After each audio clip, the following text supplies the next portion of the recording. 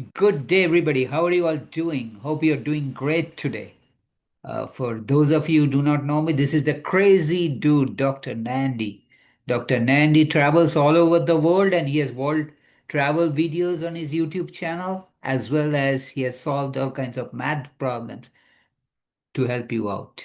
So, please, I make a request. Please stick around the entire presentation. Today, I will work on a math problem. And if you get bored, you can watch my travel videos. Okay. So here I go. I'll share my computer screen with you. A lot of people, complain to me that math is very difficult. Yes, I realize math is difficult, but if you know what steps you have to take and in what order, you will be able to solve a math problem as I will demonstrate it to you. So I'm sharing my screen with you.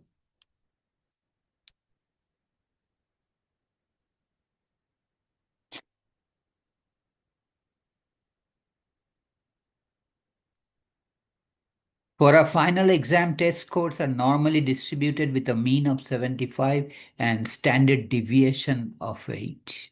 Normal distribution is bell-shaped distribution, as I will show. I'll draw it. Part A, if a student's test score is 90, she gets an A. What percentage of students will get an A in this test? So,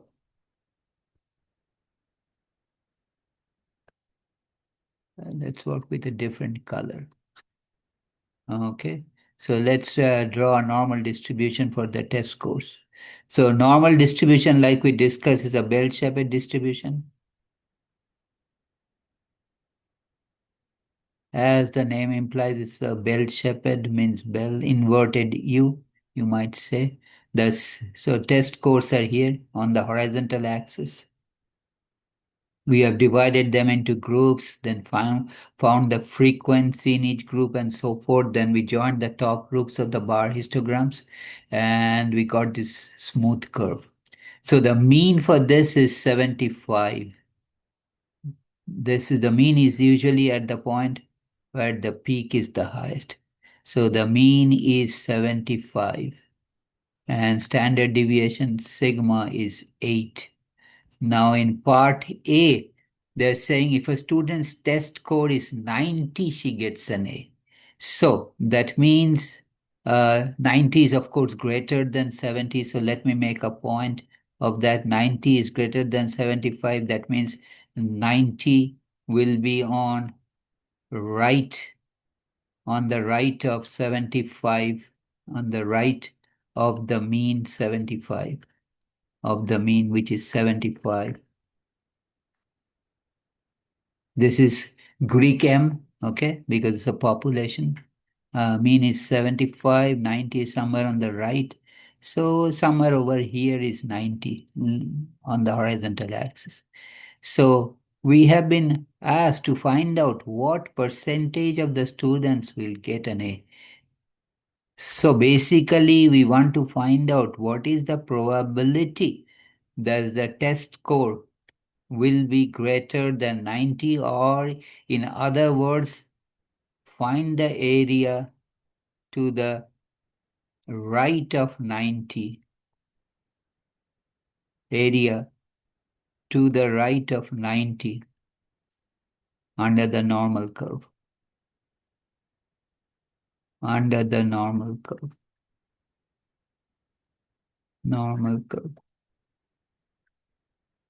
Okay. I should mention to you that normal curve extends to positive infinity on the right. It never touches the horizontal axis or goes below it. So in theory, it extends to a very large number on the right, somewhere over here maybe. Let me draw it better without any confusion. So let me draw it better. Oops. So I will draw like this curve, and maybe I should erase it again and try to draw a better.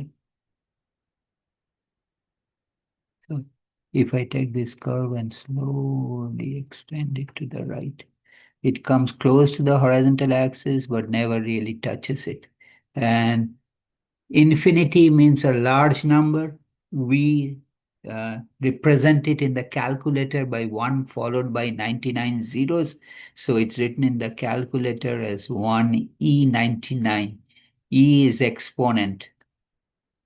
That means, this means 1e99 means 1 followed by 99 zeros. Followed by 99 zeros. Okay. Very large number on the right. Why do I need that? Because I need to find the area to the right of 90 under the normal curve. So we will start our calculation from the 90 and go all the way to infinity under the normal curve as shown in the diagram over here. I hope you did not quit, did not get bored. So I will make it quick and easy. So I will move this up. So how do I find this probability? Now the probability of x greater than 90 is the percentage of the students who will get greater than 90 or get A in this course. So for that we will use TI-84. We will press the second key, which is on the top left, then the words key, which is in the third row, then always number 3, which is normal CDF. Now the normal CDF, we start our calculation from the lower end and go all the way to the upper end. So if I move this up a little bit, the lower is, in this case, we're starting our calculation from 90. My upper, as I explained, is a very large number on the calculator. How do I get the 1E99 in TI-84? We will type 1, then we will press the second button on the top left, then we will press the comma button. Where is the comma button, you ask me? Where is the comma button? It's on top of the 7 button on the set of keys. And when we do that, it gives me a E. E stands for exponent, or 10 to the power of 99. Okay. And then it asks for mu. Okay. We know the mu is 75, the mean is 75, and the standard deviation is 8 as given in the problem. Okay. Mu is 75 and standard deviation is 8. Okay. And we want to find the area to the right of 90. So let me write this up clearly. Find the areas under the to the right of 90 under the normal curve. And then at the bottom we have paste, hit enter and enter. And now we bring the cursor down on paste and hit enter twice. That is a key thing to remember. So probability of X, the test score greater than 90 is equal to, let's do the calculation. So I do second button, then verse button, then number 2. I start my calculation from 90. I extend to 1E99 on the right, a very large number on the right. My mean is 75 and my standard deviation is 8. And then I go down to paste, bring the cursor down on paste, hit enter twice. And the answer is 0.03. 0.0303. So this answer is actually 0.0303. Or in other words, only 3% of the students will earn an A grade, earn an A grade. Okay? Because the cutoff point is 90. Now let's go back to part B. Part B says, if the teacher decides that only the top 10% of the students will get an A, what is the cutoff score for an A? Now it's a little bit different. She has not fixed the score. She said the top 10%, and we have to find the score where the cutoff point is for the top 10%. So let me do this. Let me change the color of the ink to make it a little interesting. And I will move this a little bit up. So now the area on the top tilt or the right tilt. So part B is top 10% will get an A. Top, the key here is top 10%. Top 10% means area in the right tail. Top is always on the right. Area in the right tail under the normal curve is 0.1. 10% in decimal is 0.1. So here is the picture. So let me again draw a normal distribution. No, I'll do it here.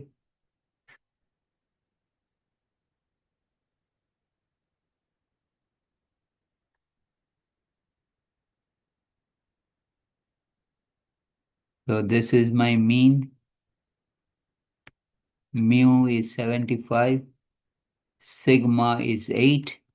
And on the top 10%, that is area in the right tail here, is 0.1. So they want to find out what is the cutoff score. That is, what is the value of X on top of which area is 10%. So we have to remember in the calculator, we will work with the bottom area, which is this area to the left of the cutoff score. So it is basically this area. So this area, remember the total area under the normal curve is always 1, out of which the right tail is 10%. So the area on the left of the cutoff point is 1 minus 0.1. Where is the 1 coming from? Total area under the curve is always 1. So area in the left of the cutoff point is 1 minus area in the right tail, which is 1 minus 0.1, which is 0.9. So how to find X? The question is how to find X below which 90% of the scores will fall. 90% of the score will fall, of the test scores will fall. Because why below? Because on top of it is 10%, scores will fall. We cannot use second verse 2. So if you use TI-84, we press the second button, then the verse button, then the not number 2 anymore, then it is number 3.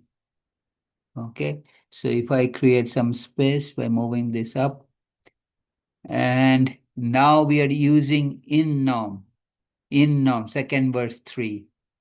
But the key thing to remember is the area below the cutoff point. If we do 10, if we write 0.1 for the area, we'll get the bottom tail. So key thing to remember, again and again I'm stating, use the area to the left of the cutoff score, not on the right of the cutoff score is 0.1, left is area is 0.9. So you are going to type 0.9, mu is 75, sigma is 8, and again put the cursor on paste and hit enter twice. Hit enter twice. Enter twice. So X is equal to, so we go second verse. I'm not going to use 2, I'm going to use 3 because I know area in the left tail or the area below the cutoff point is 0.9, mean is 75, and sigma is 8. And we go down to paste and hit enter and enter. Now X is 85.25. sorry, let me erase that. Do it over here. Maybe I'll move this a little bit up. So X is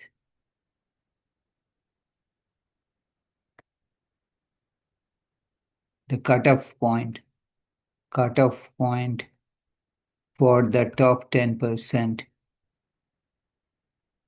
is now who will get an A.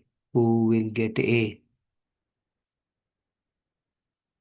is X is 85.25, lower than 90. Okay. So anybody scoring above, above 85.25 will get an A, will get an A. Okay. Let me recapitulate. I hope you stuck around me. I wanted to give you some important tips at the end of this program. So let's go back to what we did. Okay. So the first question was easy. Okay. What percentage of the students will get an A? An A is 90 and above. So we want to find the area under the curve, normal curve, test score normal curve to the right of 90. So we start our calculation from 90, and on the right we will have the infinity or the large number, which in the calculator is 1E99. 1, then second button, then comma button on top of 7 gives you the E99. That's your upper. The mean is 75, standard deviation is 80. So the area under the curve or the probability is 0.0303. That means only 3% of the students in this test will get an A. In the second part of the problem, the teacher is more kind. Okay. So what she is doing is she says, okay, that's too low. Let's get the top 10% A. That anybody after the cutoff point will fall in the top 10%. Below is 90%. And we want to find that cutoff point at which below is 90% area under the curve, 10% area on the right of this cutoff point. And then we do not use second verse 3, we do not use second verse 2, we use second verse 3 to find that cutoff score. And that cutoff score comes out as 85.25. What does that mean? Anybody scoring above 85.25 is in the top 10% and will get an A. Okay. So, a little bit lower cutoff point for the A in this case. I stop here today. I'm sure you may have some questions. So, please do not hesitate to shoot me a question. Write it in the comment section and I'll get back to you as soon as possible. If you like my video, please give me thumbs up. Please share this video with your friends. You and your friends, please subscribe to my channel by hitting the red subscribe button at the bottom right corner over there. Okay. And at the same time, click on the bell button, which will notify you every time I upload a new video. Again, thanks for taking the time to watch my video. Please do not forget to watch me tomorrow when I'll be back with another interesting video. Thanks again. Take care. Have a nice day. See you.